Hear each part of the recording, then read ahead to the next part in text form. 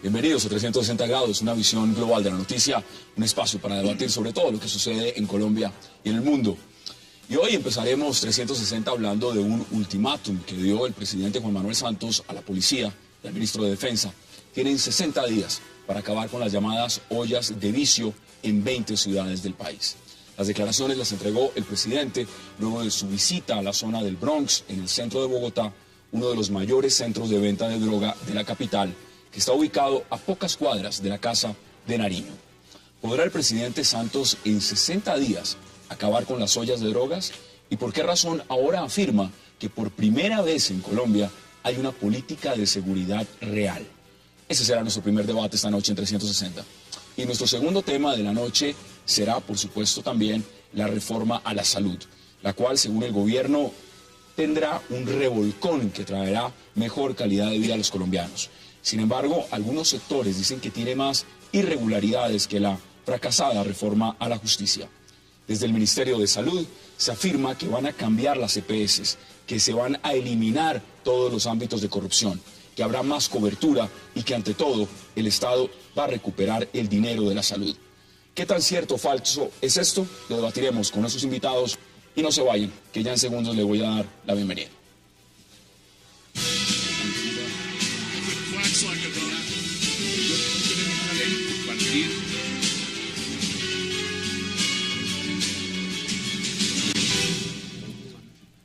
Y qué placer darle la bienvenida esta noche a 360 al senador Jorge Robledo, a Javier Loaiza también y al senador Luis Fernando Velasco.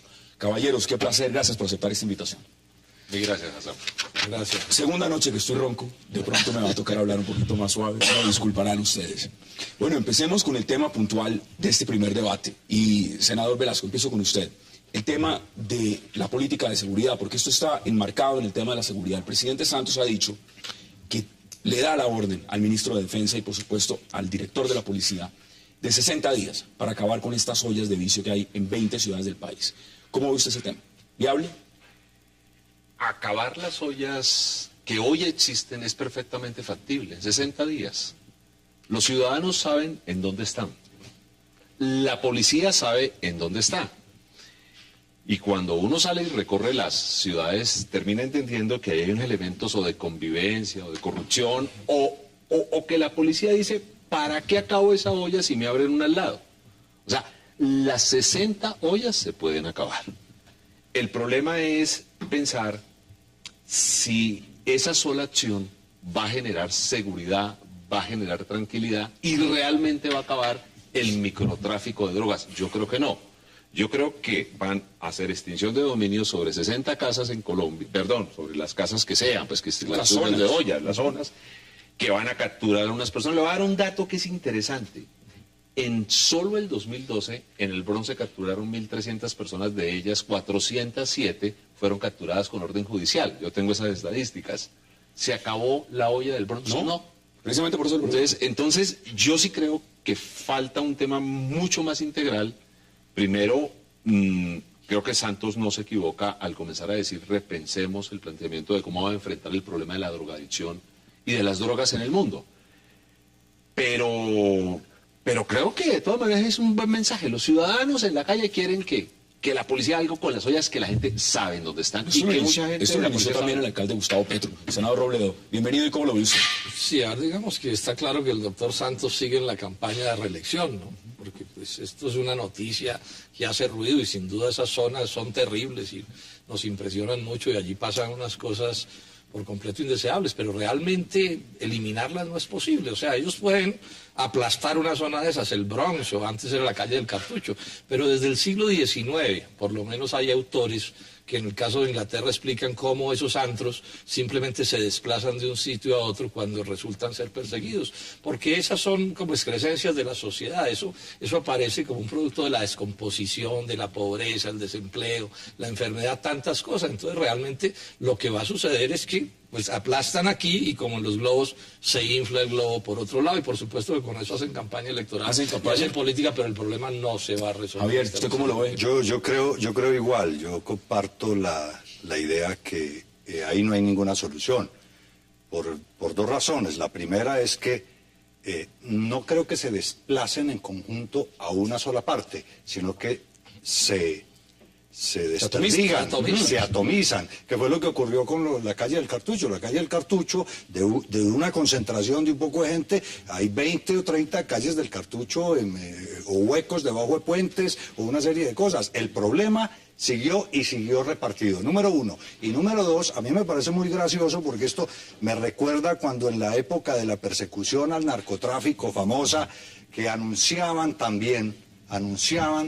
mañana todas las fuerzas del Estado estarán en Pereira, en la calle tal, a tal hora. Entonces, 24 horas antes avisaban para que se desaparecieran. Bueno, pero, esto me parece que es como lo mismo. Acá, vamos a ir a avisaron justamente que el día lunes, y lo dijeron un viernes, dijeron, el lunes el presidente va a estudiar el tema de seguridad. Entonces, los capos, los jefes, los que tienen el control del tema y del negocio, pues por supuesto se esconden a media cuadra. Y la propia gente los protege. Veamos las declaraciones, esto es más veamos las declaraciones del ruido. presidente Santos, porque también quiero que integremos a esta mesa a Gustavo Duncan. Veamos las declaraciones primero. Se han identificado cerca de 24 ollas más a lo largo y ancho del país en 20 ciudades. Yo le he dado las instrucciones al señor ministro y al señor director de la policía que en un término de 60 días me acaben esas 24 ollas en esas 20 ciudades que ya están identificadas. Esas son las declaraciones. Ahora vamos a debatir otras cosas, pero quiero darle la bienvenida también a Gustavo Duncan. Gustavo es experto en narcotráfico y bienvenido, y qué placer que nos acompañe esta noche. Muchas gracias, Hassan. Muy buenas noches. Bueno, Gustavo, ¿usted cómo ve estas declaraciones? Porque evidentemente sabemos que es un problema de fondo, sabemos que es un problema que hay que combatirlo. La gran pregunta es, ¿esto se hace en 60 días?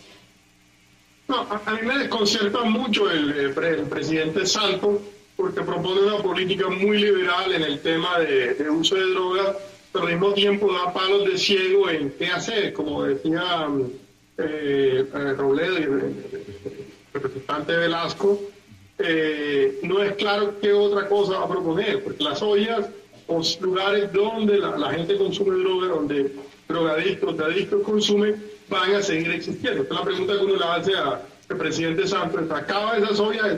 ¿Y qué plan nos ofrece del contrario? ¿Hay algún tipo de centro de asistencia a drogadictos?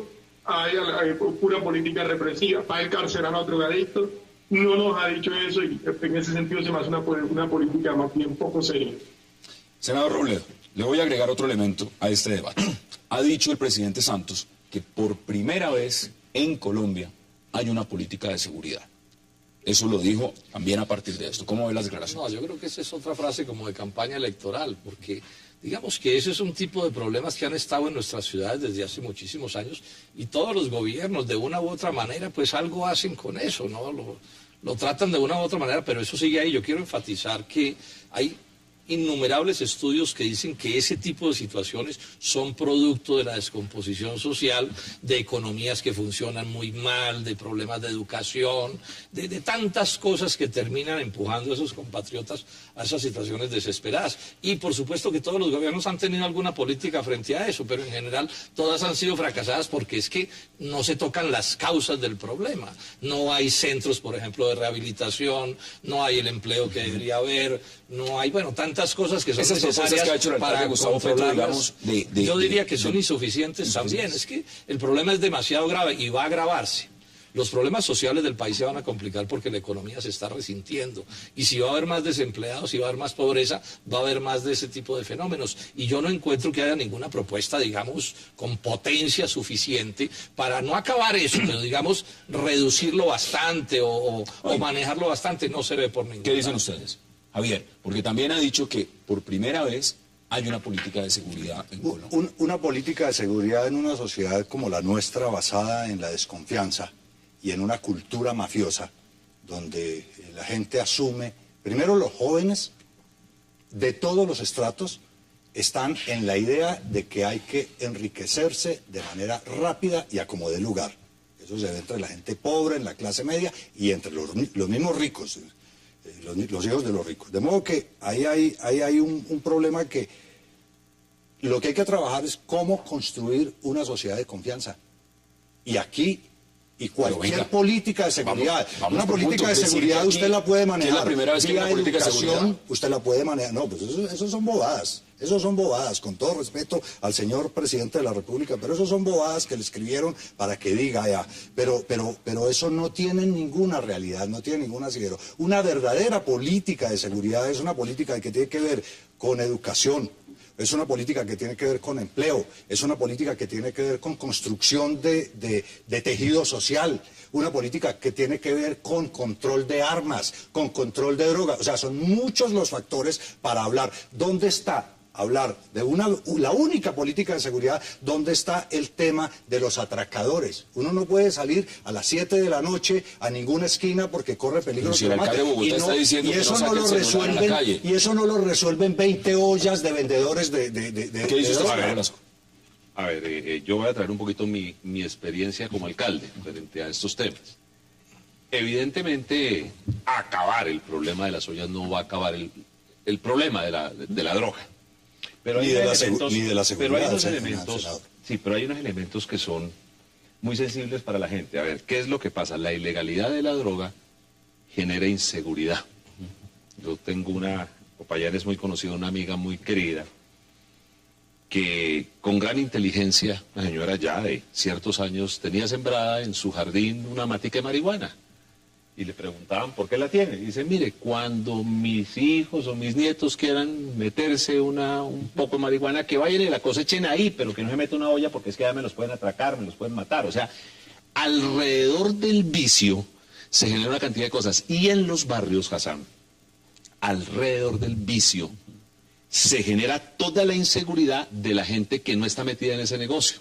Entonces, de alguna manera hay que enfrentarlo. Sí. Es lógico. No, mire, aunque no haya mafias, el drogadicto que está desesperado por una dosis, hace lo que sea por conseguir dinero. O sea, es al mismo tiempo un víctima y una víctima. Y eso es claro. Entonces, a mí me parece de todo esto que hay un elemento que es interesante, es comenzar a hablar de seguridad, y por primera vez en muchos años yo oigo hablar de seguridad, y cuando oigo hablar de seguridad no me presentan 4 helicópteros, 7 carrotanques,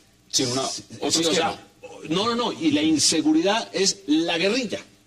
O sea, a mí de todas maneras me parece interesante, entendiendo que no es una política suficiente, pero que se esté hablando de seguridad urbana. Probablemente esa no sea la estrategia, o no esté completa, o es una frase muy ambiciosa para lo que se está haciendo, pero de todas maneras valoro que se esté hablando de inseguridad urbana y de alguna manera de enfrentarla. Yo la enfrentaría de muchas maneras más. Ahora, Gustavo, antes de que hagamos la pausa, brevemente, el tema del microtráfico, porque aquí fundamentalmente estamos hablando también de lo que significa el microtráfico, cómo se mueve realmente esta industria y este negocio, lo que son estas ollas de consumo en las diferentes ciudades importantes, capitales, por ejemplo, como pueden ser Bogotá, Cali o Medellín, cómo se mueve el tema del microtráfico. Sí, todas estas ollas tienen una mafia que las controla, es decir, es una organización armada que define quién puede vender, a qué precio, y que por lo general es la que se encarga de comprar la droga a niveles mayoristas. Ahora, el problema que puede haber si se desmontan las 60 ollas o las 60 casas de vicios que habló el presidente, es que estas mafias, que mal que bien pueden regular algunos espacios de la ciudad con todos sus problemas, van a desperdigarse alrededor de todas estas ciudades. Es decir, va a haber un periodo de desorden y los efectos negativos que tienen el microtráfico, como es la presencia de drogadictos, el deterioro del hábitat, lo que se llama las ventanas rotas y demás, se va a difundir por distintos puntos de la ciudad de manera incontrolable. Por eso creo que lo crítico acá es precisamente que el presidente no tiene política de seguridad en ese tema, que él, o por lo menos no nos ha dicho, él no nos ha dicho qué va a hacer con los centros de distribución de droga y con los drogadictos que van a seguir con o sin ollas, y qué va a pasar cuando se generen nuevas disputas entre las mafias para controlar los nuevos lugares donde se creen esos centros de distribución y de consumo. Claro. ¿Me permite decir una cosa cortica? Dígalo, senador. Estamos llegando a una conclusión. Aquí el problema más que de policía de microtráfico es un problema de salud. Eso lo ha dicho el alcalde. Es que, a ver, yo quiero insistir en esto. Ese es un tema tremendamente complejo, porque es que esos son como una especie de patologías sociales que es redundante, pero la sociedad las produce todo el tiempo por mil razones muy vinculadas a condiciones económicas y sociales, de educación, de salud. O sea, es un tema complejísimo. Entonces a mí me impresiona muy negativamente oír al presidente de la República o a cualquiera intentando despachar eso con frases efectistas, porque si el presidente sale y dice, bueno, aquí tenemos un tema complejísimo, hemos diseñado un plan que hemos preparado de largo tiempo, en este aspecto vamos a hacer vamos a hacer este, pero si el presidente sale y dice, bueno, señores de la policía, o me desbaratan eso todo de aquí a mañana, 60 días, eso fácilmente va a generar más problemas, inclusive, que los que se están intentando. Yo agregaría algo. Realmente, Javier, yo agregaría algo, y es que todo ese tema del microtráfico tiene que ver con problemas de informalidad económica y de la falta de oportunidades de la gente. La gente, uno ve incluso, a Colombia le volvió un problema que un porcentaje importante de jóvenes colombianos termina en carreras profesionales, no tienen nada que hacer. Estamos cualificando el empleo. Claro, por supuesto. Y mucha gente, unos o terminan de adictos o los otros de traficantes, ¿Y cómo medianos o pequeños. Vamos a la pausa y ya regresamos de 360 para seguir debatiendo lo que significa esta decisión del presidente Juan Manuel Santos de mandar cerrar, acabar esas 20 ollas en diferentes partes del país. Ya volvemos.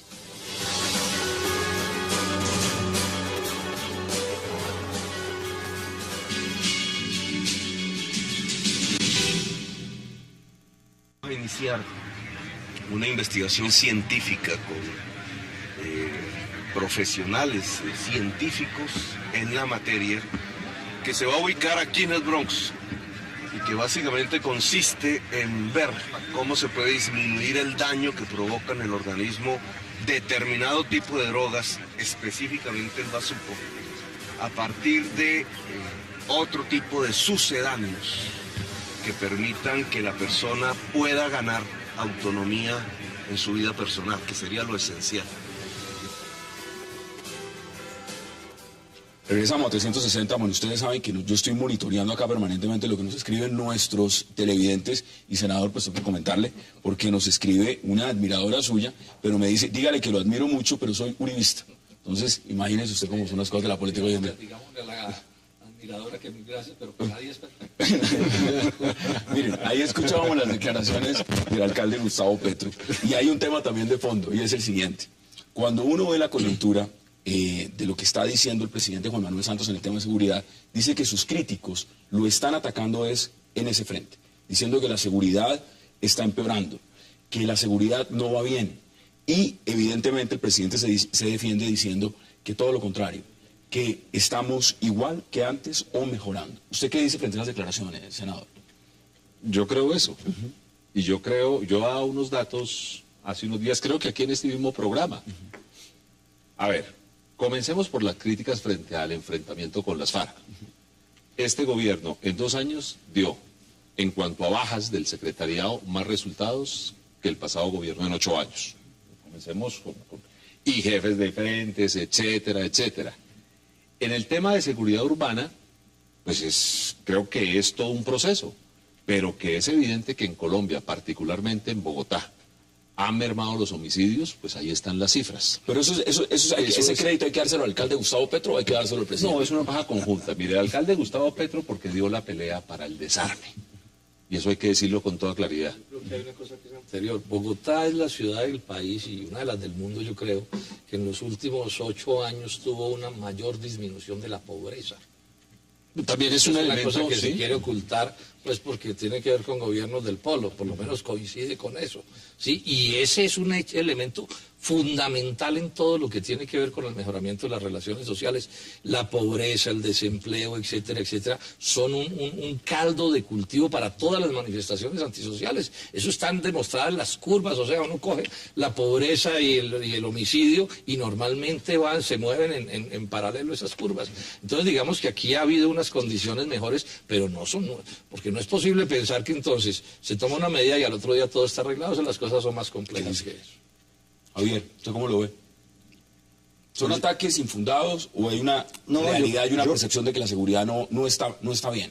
Mire, voy a poner un ejemplo con el tema de las Torres Gemelas. La percepción que le quedó a la gente que el gran capataz del mundo, los Estados Unidos, el hiperpoderoso, lo agarraron y, por decirlo en un lenguaje coloquial, le dieron en la cabeza, le pegaron muy duro. Y el resto entonces piensan si al que nos protegía, no, por lo menos en el ámbito occidental, al más duro le dieron semejante pela, pues qué esperanzas podremos tener los demás. Yo creo que el tema de los indígenas sacando los policías en el Cauca generó un impacto muy importante en la percepción ciudadana.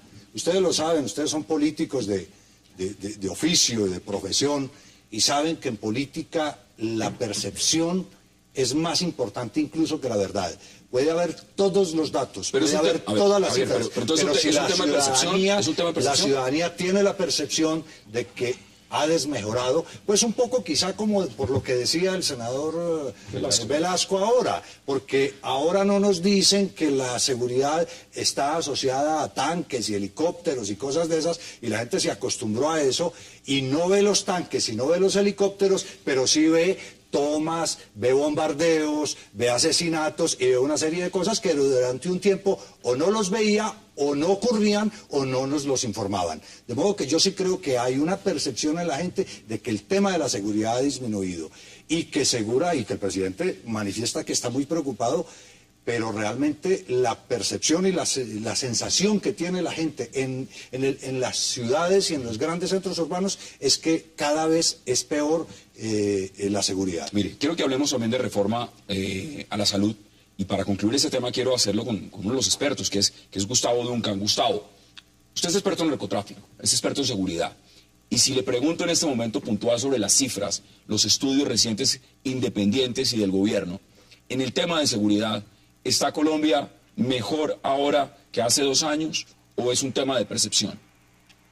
No, yo sí creo que hay un leve mejoramiento, pero tampoco es crítico. Es decir, no podemos ya llegar al nivel de lo que dice el uribismo, que estamos llegando ya a una pérdida total de la seguridad, pero no estaba tan bueno como estuvo hace unos años. De ahí se puede hallar todo un debate acerca de las causas, si se debe a una mejor capacidad de gestión del gobierno de Santos o si se debe a que hay un cambio ya en los equilibrios de fuerza, es decir, la guerrilla está en otras condiciones, en un tipo de guerra que le permite causar más bajas, lo mismo que todo el recomodamiento que ha pasado con la PACRIN y demás.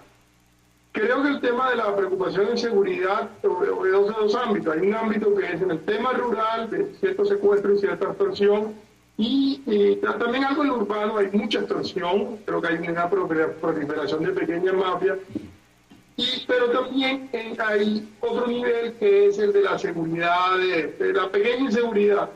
Hay mucho atraco callejero, hay mucha rapiña, robo de todo tipo. No es casual que el alcalde Petro haya salido a decirle a los bogotanos que por favor no usen celulares. Creo que hay un deterioro en este sentido que es apreciable y que lo que muestra en realidad es que sí hay una falla en esta política de seguridad de menudo. Y sea de paso, yo sí recomendaría que se pensara más en atacar la seguridad, no los grandes temas. ¿Se acuerdan del senador Robledo? Que puede haber relación entre pobreza y drogadicción e inseguridad. Esa relación no es lineal, es mucho más compleja. En Suiza, con los niveles de vida en Noruega, también hay sitios de consumo de droga, hay junkies, homeless, como los quieran llamar. Entonces creo que eso tiene que analizarse de manera más, claro, un poco menos lineal. Pero el punto creo que sigue siendo, centrémonos en una política de seguridad en lo pequeño, arreglemos lo pequeño, el tema de ollas, y luego pensemos en arreglar lo grande, es decir, la pobreza y demás. Gustavo Duncan, gracias como siempre por aceptar la invitación. Vamos a la pausa, de regreso vamos a entrar a debatir lo que es la reforma de salud en Colombia. No se vayan, ya regresamos.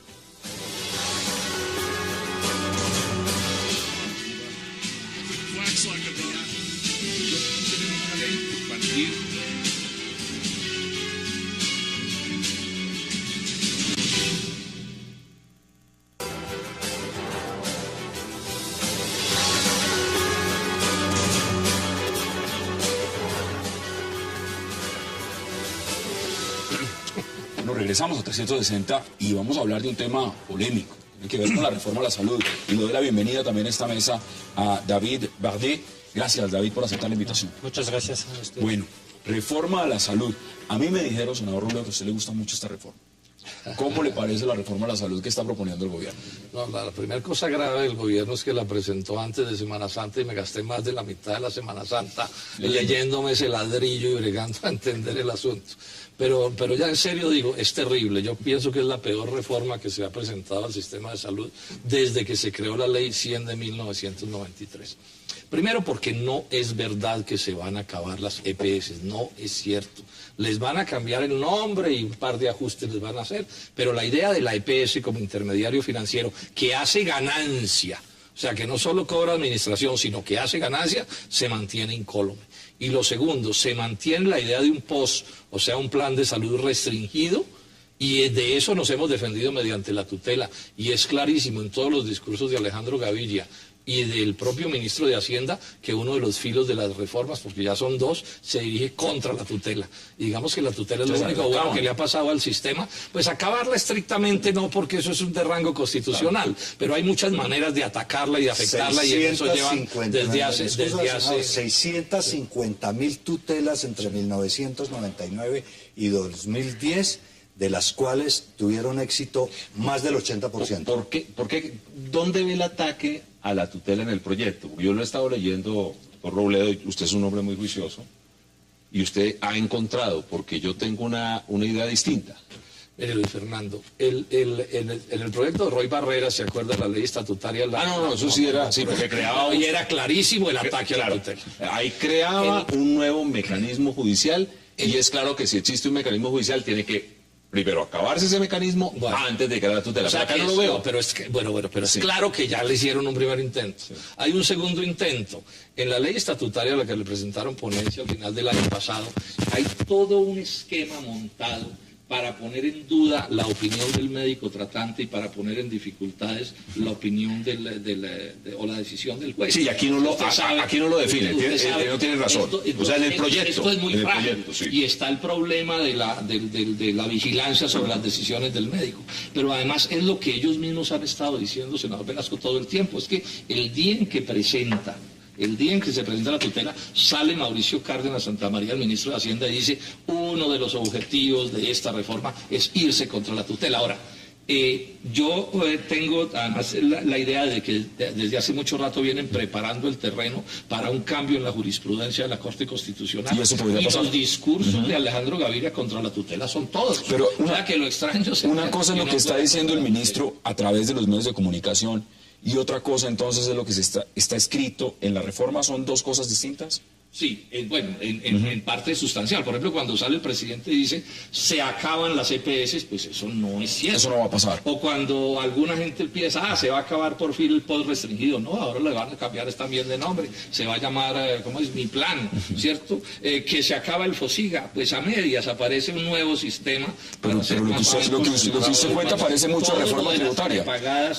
Se parece a la reforma tributaria. El fortalecimiento de las prepagadas, que es sobre un plan restringido básico de salud, porque si no el negocio de las prepagadas no funciona, es también cosas que están metidas en la reforma que la gente no está, o que el gobierno no está. David, ¿cómo ve usted la reforma? ¿Es una buena reforma? ¿Le gusta la reforma o no le gusta? Me parece que es una reforma que mejora el sistema actual en el sentido siguiente. Estoy de acuerdo que es cierto que todavía hay intermediación en esta reforma, pero yo creo que es una buena noticia, porque sin intermediación, que es costosa, estoy de acuerdo con esto, los gastos se podrían incrementar mucho más.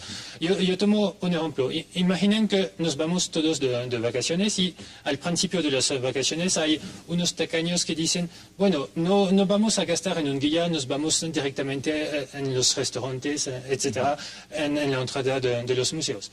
Entonces, la gente que hace esto se va a ahorrar $50 a la semana porque ya no paga el guía. Pero al final nos vamos a ver todos en los mismos restaurantes, en los mismos museos, pero la gente que ha pagado un guía, en lugar de pagar $30 su comida, la va a pagar 10. ¿Cómo?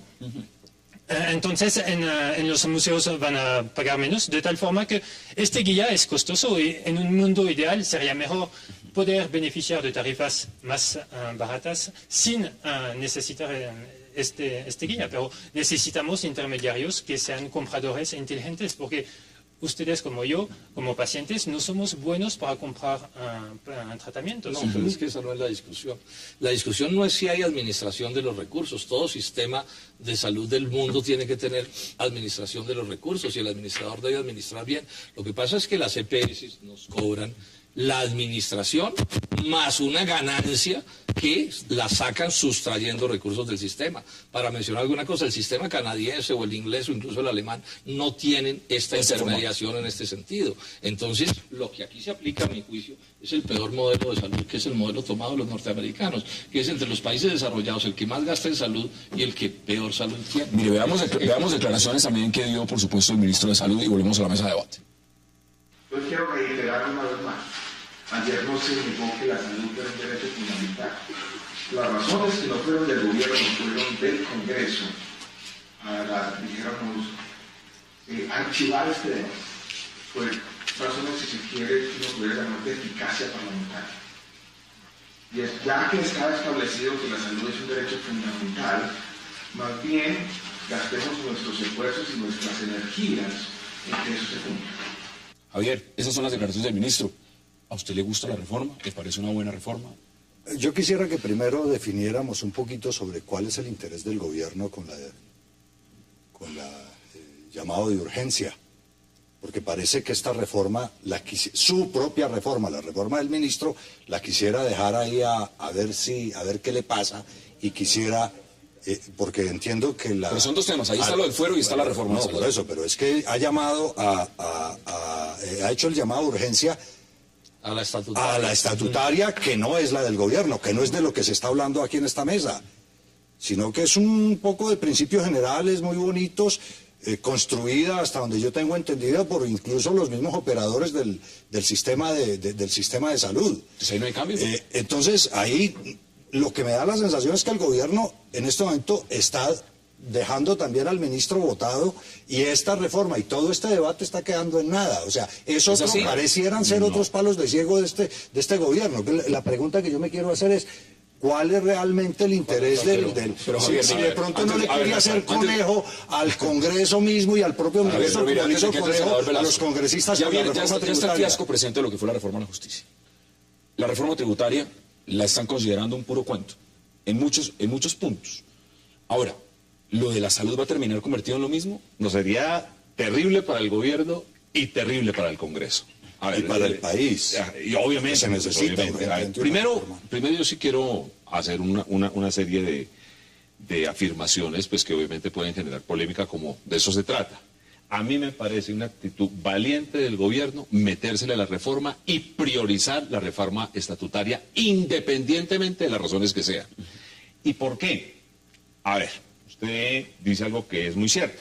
Aquí hablamos de un proyecto de ley ordinaria cuando lo que va a dar la línea es la ley estatutaria. Que está corriendo en comisión séptima, que la gente tenga claridad. ¿Qué me gusta? Y la ley estatutaria está en comisión primera. De hecho, hay dos proyectos que algunos firmamos, no sé si el doctor Robledo también firmó alguno de esos proyectos, que ya tiene ponencia favorable, que va bastante avanzada y que es en algunos casos bastante parecida a la que presentó el gobierno. Ahora, ¿qué es lo que va a pasar, Hassan? ¿Qué me gusta y qué no me gusta? ¿Qué me gusta de la reforma? Yo voy a hablar de la ley estatutaria. Bueno, sí. Que merma la intermediación. ¿Qué no me gusta? Que no la acaba. Y estoy de acuerdo con usted, doctor Robledo. Porque deja la intermediación en el primer nivel. Y si usted deja una intermediación en la puerta de entrada termina señalando hacia dónde terminan yendo los pacientes en segundo y en tercer nivel. ¿Están de acuerdo? Entonces, es malo eso es malo. ¿Qué tiene que hacer el Congreso? Este es el momento del Congreso. El Congreso tiene que hacer una buena reforma. El que salga a defender las EPS, voy a decir una cosa que me van a caer rayos y centellas. En el Congreso hay señores financiados por las EPS.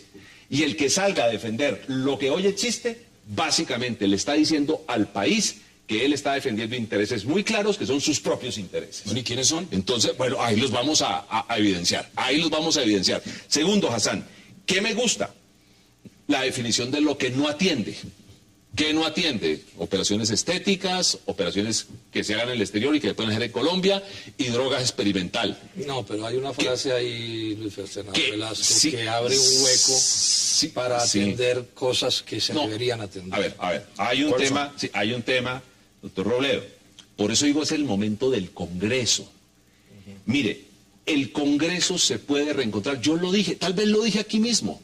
Aquí lo dije, me acuerdo, Hassan, después de ese desastre de la reforma a la justicia, lo único que reconcilia al gobierno y al Congreso con el país es una buena reforma a la salud. Entonces, termino, Hassan.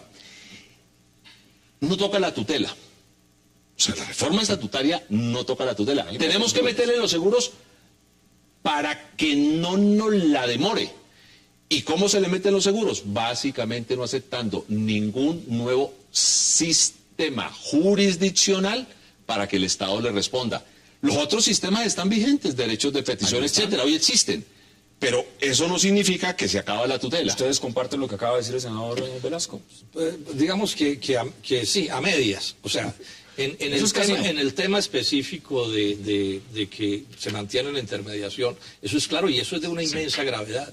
Es que lo que esta gente se sustrae como ganancia es una masa inmensa de recursos.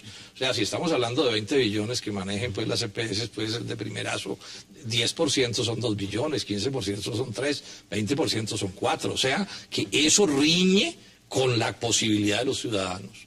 En segundo término, la lógica del gobierno mantiene la idea de un post restringido, que ese es el centro del debate. Entonces el gobierno dice, no, es que no alcanza para un post como el que se quisiera.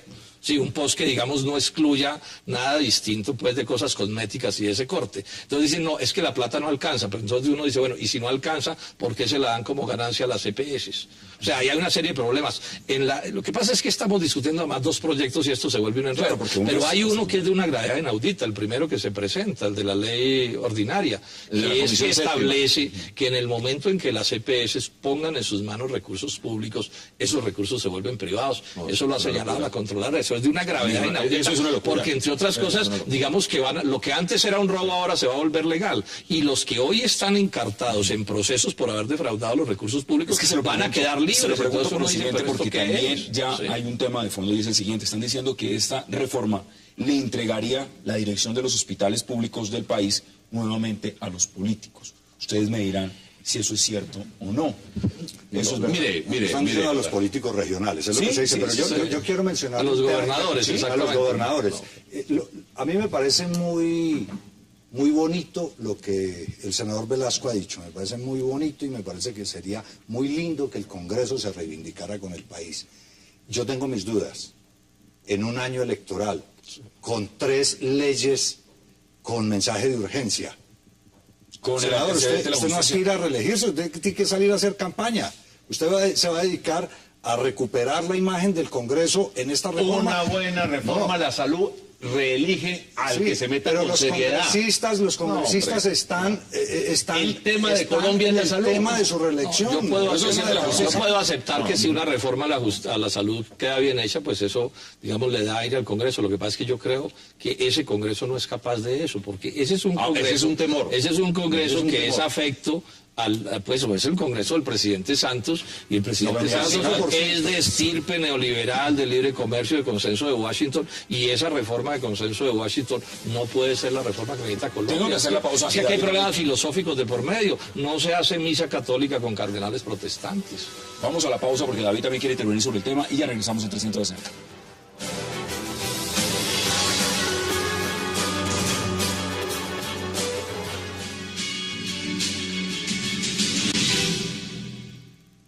El Consejo de Ministros que van 3 proyectos de ley con mensaje de urgencia: el proyecto de ley estatutaria de la salud, el proyecto de ley estatutaria del fuero militar. Lo importante acá es que tenemos que cumplir con 2 objetivos. Uno, que va a haber una reflexión muy serena y muy detenida sobre los proyectos de ley. Otro, que son leyes que benefician, por supuesto, a todos los colombianos y que por esa razón son leyes de urgente aprobación. Entonces, hacer compatibles las 2 cosas, en el caso de la ley estatutaria, tiene que ser así, además. Regresamos a 360. David, se ha dicho mucho sobre la mesa. Tiene la palabra.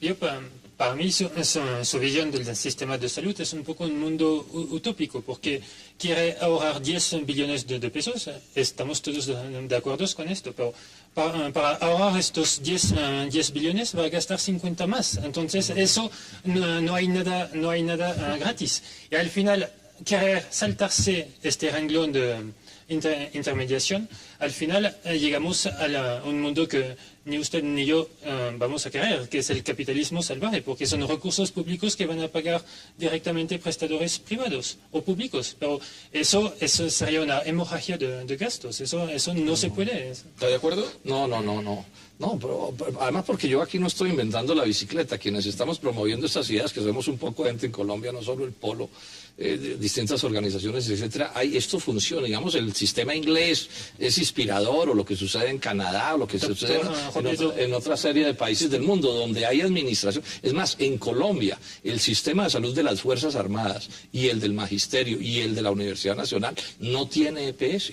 No tiene intermediario financiero, no hay la ganancia, hay una administración, sí, y esa administración pues hay que hacerla de la mejor manera, pero hay que evitar esa ganancia porque sobra, es que esa ganancia es una ganancia parasitaria del sistema, el sistema no la necesita. Hace un mes y medio es insólito que habla del sistema inglés, porque el primer ministro Cameron en Reino Unido tuvo que disculparse públicamente por los malos tratamientos que recibía la población allá. Entonces, digamos, todo tiene su costo. Y pagar directamente los prestadores que sean públicos o privados sin intermediación, sin nadie que juega el papel de comprador inteligente, eso va a aumentar los gastos. Es que eso no es lo que se está proponiendo. De hecho, lo que se está proponiendo es que ese comprador inteligente, para usar su frase, cobre solo los costos de administración y no una ganancia. Sí, aquí qué es lo que pasa, para poner un ejemplo específico, en el caso de Saludcop, o de cualquiera EPS, entonces hay que pagarle la administración,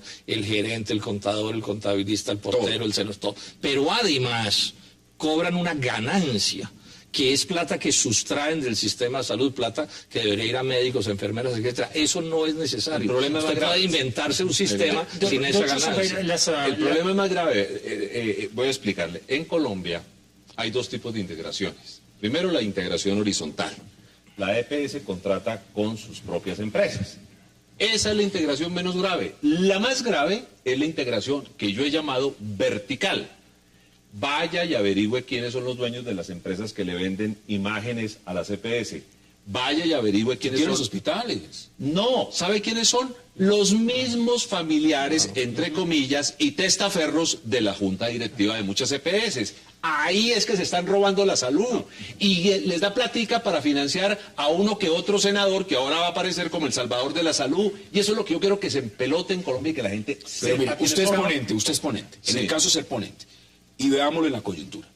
Usted ve esto pasando en este momento con el tema electoral, con todo lo que usted ha puesto sobre la mesa, aprobándose esta reforma. Si el gobierno se la juega por realmente acabar la intermediación de las EPS y definir 2 o 3 cosas, qué es lo que le está pidiendo la academia, qué es lo que le están pidiendo los médicos, qué es lo que le están pidiendo las ligas, qué es lo que está pidiendo el senador Robledo, lo que estoy pidiendo yo, lo que está pidiendo Avellaneda, lo que está pidiendo Londoño, lo que está pidiendo una cantidad de gente, esto pasa y todos quedamos bien.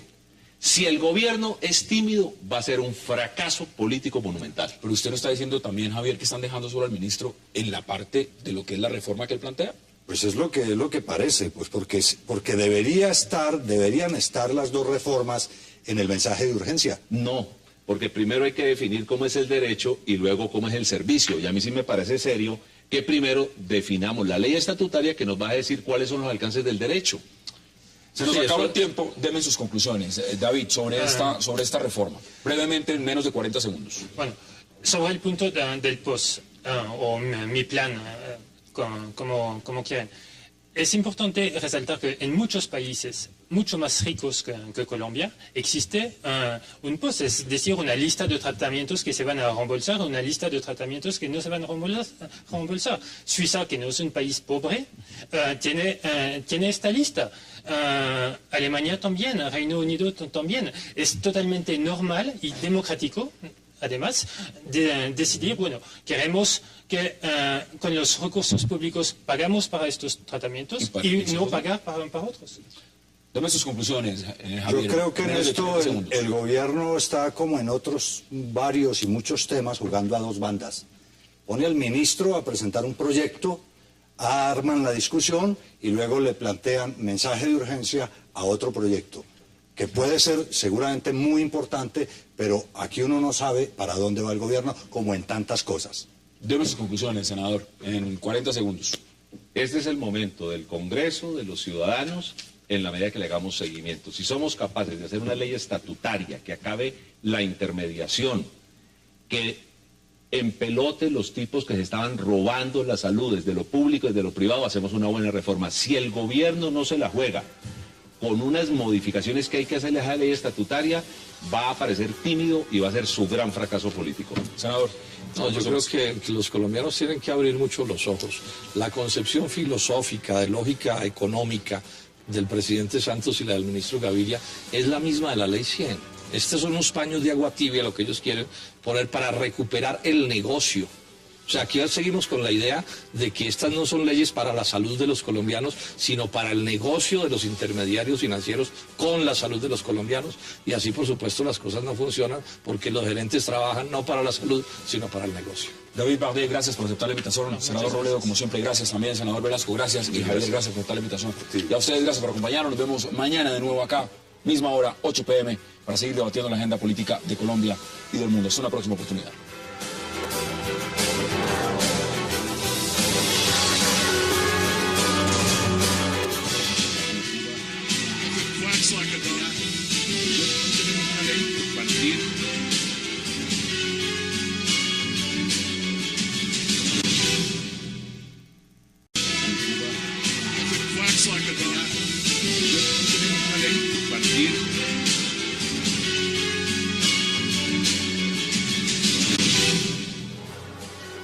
Bienvenidos a 360 grados, una visión global de la noticia, un espacio para debatir sobre todo lo que sucede en Colombia y en el mundo. Y hoy empezaremos 360 hablando de un ultimátum que dio el presidente Juan Manuel Santos a la policía y al ministro de Defensa. Tienen 60 días para acabar con las llamadas ollas de vicio en 20 ciudades del país. Las declaraciones las entregó el presidente luego de su visita a la zona del Bronx, en el centro de Bogotá, uno de los mayores centros de venta de droga de la capital, que está ubicado a pocas cuadras de la casa de Nariño. ¿Podrá el presidente Santos en 60 días acabar con las ollas de drogas? ¿Y por qué razón ahora afirma que por primera vez en Colombia hay una política de seguridad real? Ese será nuestro primer debate esta noche en 360.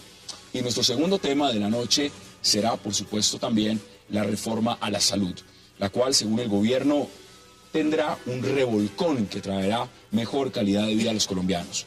Sin embargo, algunos sectores dicen que tiene más irregularidades que la fracasada reforma a la justicia.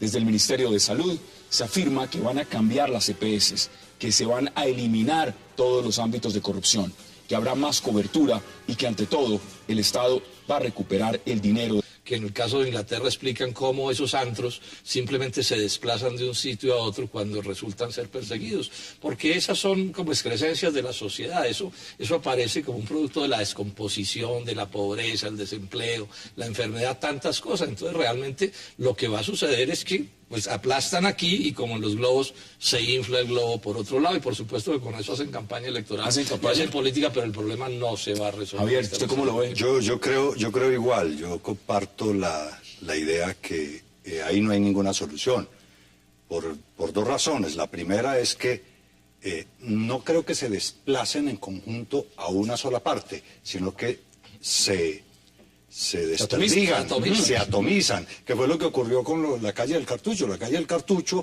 de una concentración de un poco de gente, hay 20 o 30 calles del Cartucho o huecos debajo de puentes o una serie de cosas. El problema siguió y siguió repartido, número uno. Y número dos, a mí me parece muy gracioso porque esto me recuerda cuando en la época de la persecución al narcotráfico famosa, que anunciaban mañana todas las fuerzas del Estado estarán en Pereira, en la calle tal, a tal hora. Entonces, 24 horas antes avisaban para que se desaparecieran. Bueno, pero esto me parece que es como lo mismo. Acá, vamos a ir a avisaron justamente que el día lunes, y lo dijeron un viernes, dijeron el lunes el presidente va a estudiar el tema de seguridad. Entonces, los capos, los jefes, los que tienen el control del tema y del negocio, pues por supuesto se esconden a media cuadra. Y la propia gente los protege. Veamos las declaraciones, esto es más veamos las declaraciones del ruido. presidente Santos, porque también quiero que integremos a esta mesa a Gustavo Duncan. Veamos las declaraciones primero. Se han identificado cerca de 24 ollas más a lo largo y ancho del país en 20 ciudades. Yo le he dado las instrucciones al señor ministro y al señor director de la policía que en un término de 60 días me acaben esas 24 ollas en esas 20 ciudades que ya están identificadas. Esas son las declaraciones. Ahora vamos a debatir otras cosas, pero quiero darle la bienvenida también a Gustavo Duncan. Gustavo es experto en narcotráfico y bienvenido, y qué placer que nos acompañe esta noche. Muchas gracias, Hassan. Muy buenas noches. Bueno, Gustavo, ¿usted cómo ve estas declaraciones? Porque evidentemente sabemos que es un problema de fondo, sabemos que es un problema que hay que combatirlo. La gran pregunta es, ¿esto se hace en 60 días? No, a mí me desconcerta mucho el presidente Santos, porque propone una política muy liberal en el tema de uso de drogas, pero al mismo tiempo da palos de ciego en qué hacer, como decía Robledo, el representante Velasco. De la salud. ¿Qué tan cierto o falso es esto? Lo debatiremos con nuestros invitados y no se vayan, que ya en segundos le voy a dar la bienvenida.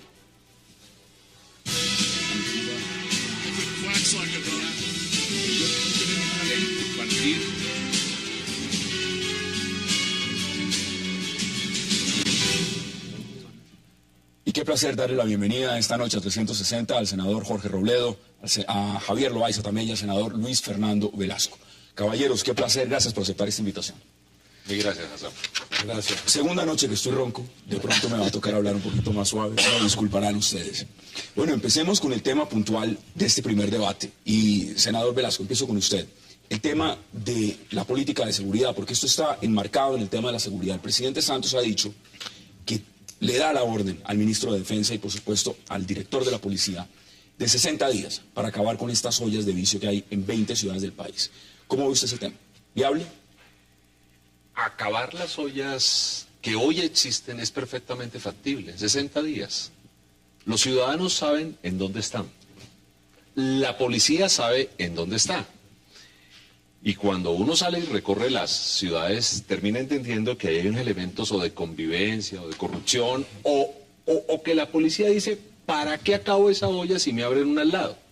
O sea, las 60 ollas se pueden acabar. El problema es pensar si esa sola acción va a generar seguridad, va a generar tranquilidad y realmente va a acabar el microtráfico de drogas. Yo creo que no. Yo creo que van a hacer extinción de dominio sobre 60 casas en Colombia, perdón, sobre las casas que sean, pues que las zonas de olla, las zonas, que van a capturar a unas personas. Le voy a dar un dato que es interesante. En solo el 2012, en el Bronx se capturaron 1.300 personas, de ellas 407 fueron capturadas con orden judicial. Yo tengo esas estadísticas. ¿Se acabó la olla del Bronx? No. Precisamente por eso. Entonces, yo sí creo que falta un tema mucho más integral. Primero, creo que Santos no se equivoca al comenzar a decir repensemos el planteamiento de cómo va a enfrentar el problema de la drogadicción y de las drogas en el mundo. Pero creo que de todas maneras es un buen mensaje. Los ciudadanos en la calle quieren que la policía haga algo con las ollas que la gente sabe en dónde están. Esto lo anunció también el alcalde Gustavo Petro. Senador Robledo, bienvenido, ¿y cómo lo ve usted? Sí, ahora digamos que está claro que el doctor Santos sigue en la campaña de reelección, ¿no? Porque pues esto es una noticia que hace ruido y sin duda esas zonas son terribles y nos impresionan mucho y allí pasan unas cosas por completo indeseables, pero realmente eliminarlas no es posible. O sea, ellos pueden aplastar una zona de esas, el Bronx, o antes era la calle del Cartucho, pero desde el siglo XIX, por lo menos hay autores